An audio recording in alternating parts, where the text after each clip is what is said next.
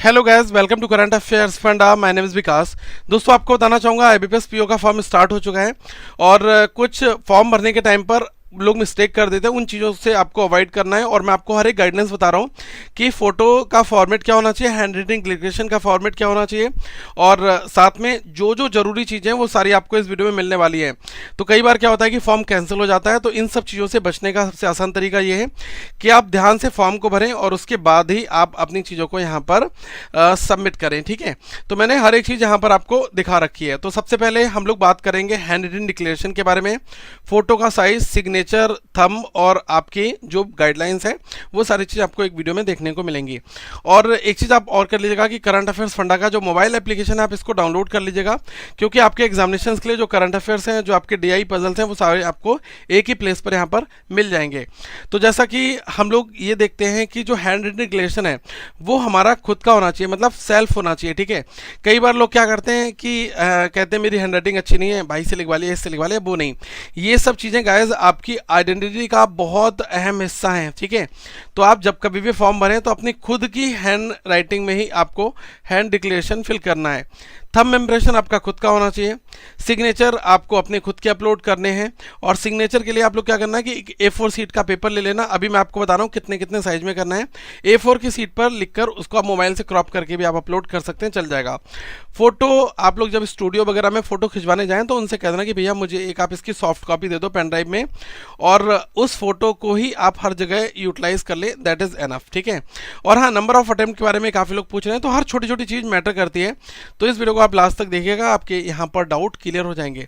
देखो, एग्जामिनेशन की तैयारी सारे लोग करते हैं, लेकिन फॉर्म भी बहुत क्रूशियल इंपॉर्टेंट रोल प्ले करता है। पता चलिए आप तैयारी कर रहे हो और कहीं फॉर्म में कोई छोटी मिस्टेक होगी जिस वजह से आपको कोई बड़ी परेशानी का सामना करना पड़ा है। तो उन चीज़ों से बचने का सबसे आसान तरीका है कि आप पूरी वीडियो को देखें और समझें हर एक पॉइंट को यहाँ पर। ठीक है, यहाँ पर आप देखिएगा कि जो नंबर ऑफ अटेम्प्ट है ये इसलिए पूछा रहा है, यहाँ पर पूछाएगा जब आप फॉर्म भरोगे उसमें एक पॉइंट आएगा, have you appeared for the CWE CRP POMT earlier. क्या आपने इससे पहले जो पीओ है इस एग्जामिनेशन में पार्टिसिपेट किया है?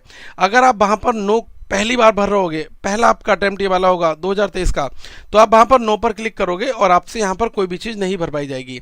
लेकिन अगर आपने पहले पेपर दे रखा है तो आप यस पर क्लिक कर देना। ठीक है, और कौन कौन से आपने जो एग्ज़ाम है पहले पुराने सालों में वो आपने दिए हैं, वो आपको याद हो, आप उनको यहाँ पर कंट्रोल का बटन सेलेक्ट करके आप उनको चूज़ कर लेना। ठीक है, जैसे आप कंट्रोल की बटन को दबाओगे तो यहाँ पर जिस लाइन पर क्लिक कर दोगे, जैसे यहाँ पर आप टैप करोगे तो ये सेलेक्ट हो जाएगा, ये वाला सेलेक्ट हो जाएगा, ये वाला सेलेक्ट हो जाएगा। एक चीज़ ध्यान रखना, नंबर ऑफ अटैम्प्ट यहाँ पर मैटर नहीं करता है। ठीक है, जब आप SBI PO का फॉर्म भरते हो ना तो वहाँ पर आपको रिस्ट्रिक्शन रहती है कि आप इतने अटैम्प्ट से ज़्यादा नहीं दे सकते।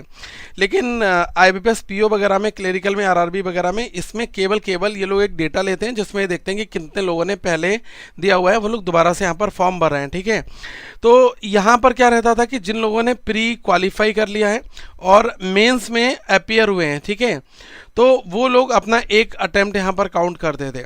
लेकिन अगर आप इसमें सीधा सीधा लिखा है कि क्या आप पहले यहाँ पर आपने अटेम्प्ट किया है, बिल्कुल। अगर आप इस एग्ज़ाम में प्री में भी इवन अपीयर हुए हैं, भले ही आपका प्री क्वालिफाई ना हुआ हो, तब भी आप अपना एक अटेम्प्ट काउंट कर लोगे, ये आप ध्यान रखना। क्योंकि यहाँ पर कोई ऐसी गाइडलाइन नहीं दी रखी है कि हमारा मेंस में अपीयर होना चाहिए तभी हम एक अटेम्प्ट अपना काउंट करेंगे। अगर आपने प्री भी अटेम्प्ट किया हुआ है, प्री का पेपर दिया हुआ है, तब भी आप अपना एक अटेम्प्ट काउंट कर लेना। इसमें कोई भी कैंसिलेशन का सीन नहीं रहता है कि यार आपने 2 बता दिए, 3 बता दिए तो फॉर्म कैंसिल हो जाएगा, ऐसा कुछ नहीं। केवल जस्ट फॉर एक डेमोग्राफ है इनका, तो इस डेटा को ये लोग यहाँ पर यूटिलाइज करेंगे आने वाले टाइम पर। ठीक है, तो बस अगर आपने पहले अपीयर हुए तो आप यहाँ पर सेलेक्ट कर लेना और जिसमें अपीयर हुए वो चीज़ आप यहाँ पर चूज कर लेना, ये वाली चीज़ आपकी ओवर हो जाती है।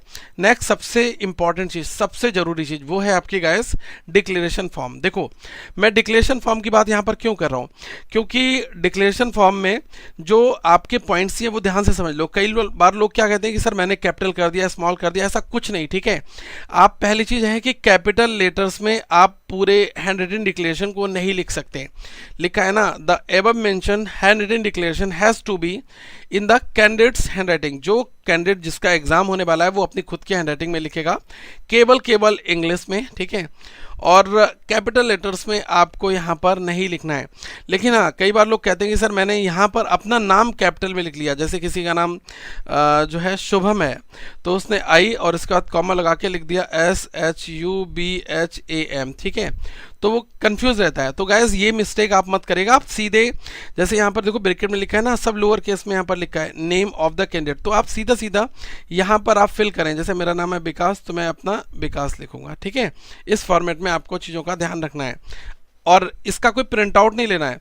आपको ये वाली चीज़, एक A4 सीट ले लोगे, A4 सीट, और A4 पर आप अपनी हैंड राइटिंग में लिखोगे आई कॉमा विकास शर्मा, ठीक है, कॉमा।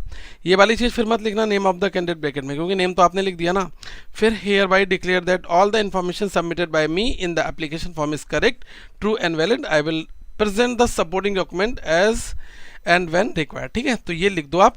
और कुछ लोग कहेंगे नीचे सर मैं साइन मार दूं, ऐसा कुछ नहीं करना है। जितना कहा गया है उतना यहाँ पर आपको लिखना है, ठीक है। और यहाँ पर आई के बाद में भी नाम मेंशन करना है, साइन नहीं लिखना है। जैसे कोई आ गया आपने साइन मार दिया, ये नहीं। आप इसको बिल्कुल फॉर्मेट में देखो, जैसे मैंने यहाँ पर आपको मेंशन कर रखा है, ठीक है। ये A4 सीट पर मैंने यहाँ पर लिखा हुआ है और बिल्कुल यही फॉर्मेट आप अप्लाई करें। बस यहाँ पर अपना नाम जो है वो लिखना है और अपनी खुद की हैंड राइटिंग में, ठीक है। अब यहाँ पर दूसरी चीज़ आ जाओ कि कलर कौन सा यूज़ करना है, ये भी काफ़ी इंपॉर्टेंट है। तो ब्लैक इंक से आपको यहाँ पर लिखना है, काले पेन से आपको लिखना है A4 सीट पर, और इसको आप स्कैन कर लो, वेल एंड गुड। नहीं तो आप इसका क्लियर फोटो खींच के क्रॉप कर लो। और जो साइज है वो यहाँ पर मेंशन किया है 800 × 400 पिक्सल इन 200 dpi, ठीक है, या फिर 10 सेंटीमीटर इंटू 5 सेंटीमीटर। मतलब ये वाला जो दिख रहा है ना, ये वाला जो है ये 10 सेंटीमीटर होगा और ये आपका 5 सेंटीमीटर होगा। पिक्सल में आप देखोगे तो ये 800 पिक्सल है और ये है 400 पिक्सल, ठीक है। इस फॉर्मेट का रेशियो यहाँ पर दिया गया है, ठीक है।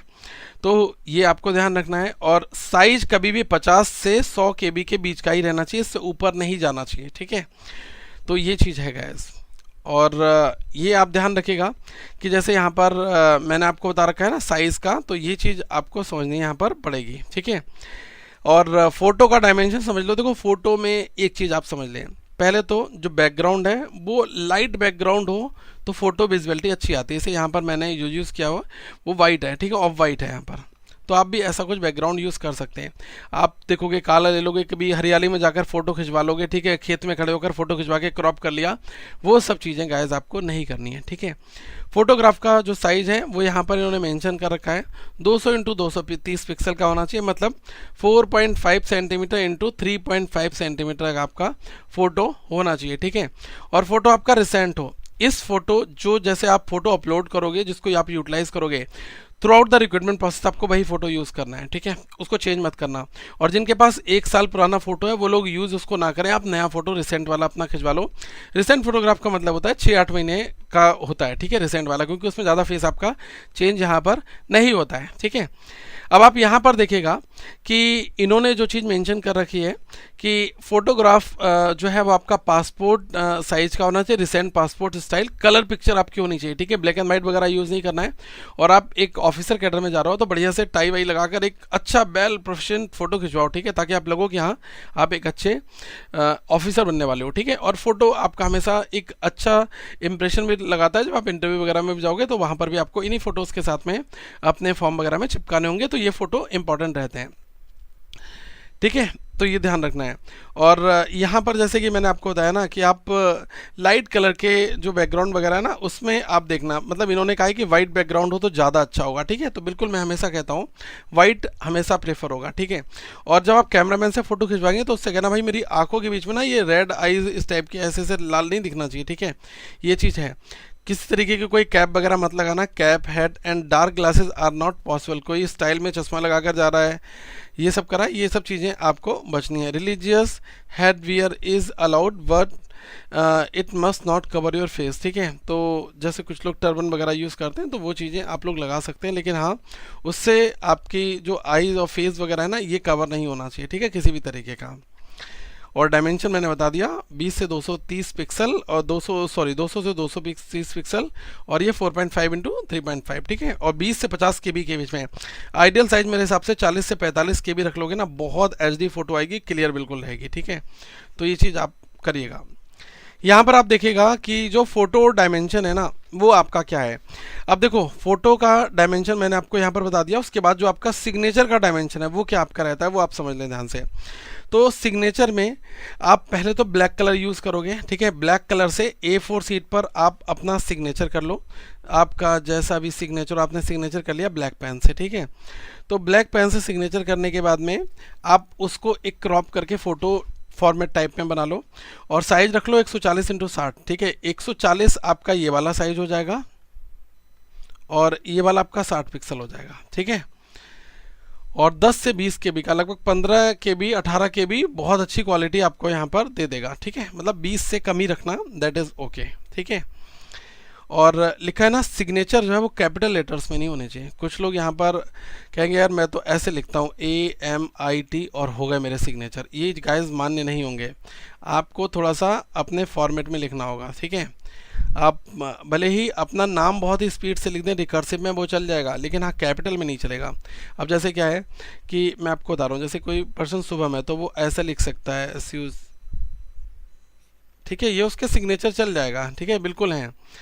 तो ये चीज़ें यहाँ पर मैटर करती हैं, ठीक है। कैपिटल नहीं करना है, ध्यान रखना है। और जो आपका थंब है, ठीक है, थंब क्या फॉर्मेट रहना चाहिए वो आप समझ लें। यहाँ पर पहले तो आप ये देख लें कि थंब आपको यूज़ कौन सा करना है, लेफ़्ट वाला यूज़ करना है। कई बार लोग राइट डाल देते हैं, ये गलती मत करना, उल्टे हाथ का अंगूठा नहीं है तो आपको राइट यूज़ करना है, क्योंकि गाइडलाइंस में मेंशन है।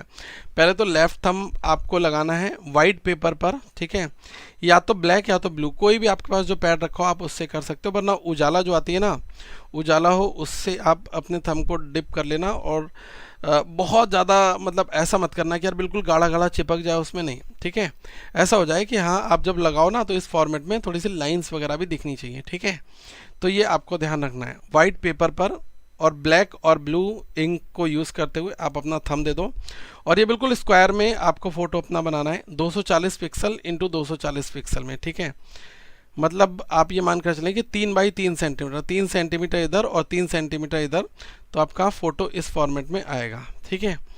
और वही चीज़ है कि 50 केबी से कम होना चाहिए, तो मैं हमेशा आपको रिकमेंड करूंगा कि आप 45 केबी तक का रखो, ताकि एचडी क्वालिटी आपको वहां पर देखने को मिले, अच्छी रेजोल्यूशन के साथ आपका फ़ोटो यहां पर रहेगा, ठीक है। अगर कहीं पर फ़ोटो अपलोड होने में दिक्कत हो रही है या फिर आप ध्यान रखना कोई प्रॉब्लम होगी तभी ये इस तरीके की कठिनाइयाँ आती हैं, ठीक है।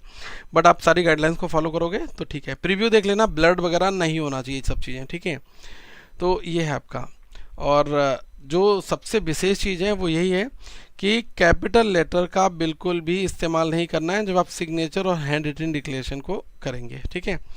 और करंट अफेयर्स फंड आप सभी को करंट अफेयर्स प्रोवाइड कराता है, तो आप ऐप को डाउनलोड कर लेना। आपको बताया कि आरआरबी पीओ हो गया चाहे आपका आईबीपीएस पीओ हो गया, दोनों एग्जामिनेशन के लिए मिलेगा, ठीक है। तो 40 नंबर हो 50 नंबर हो, कहीं पर अलग अलग वेटेज रहता हो, हर एक क्वेश्चन हम आपको कवर करा रहे हैं, ठीक है।